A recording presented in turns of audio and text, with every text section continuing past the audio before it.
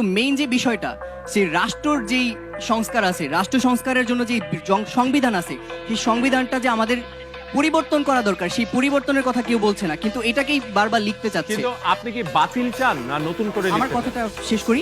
হ্যাঁ, আমরা সবাই জানি বৃক্ষ তোমার নাম কি, ফলে পরিচয়। আমরা বিগত 50 বছর ধরে এই সংবিধান দেখছি এবং সংবিধানের ফল আমরা এখন দেখতে পাচ্ছি। আমাদের শান্তি আছে?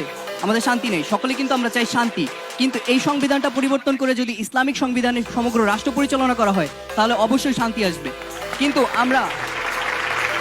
আমরা এই বিষয়ে কেউ কথাই বলতে চাচ্ছি না, কারণ আমরা যদি ইসলামিক সংবিধানটা আনি তাহলে আমাদের সুদ চলে যাবে, ঘুষ চলে যাবে, আমাদের বেআইনি সব কার্যক্রম চলে যাবে।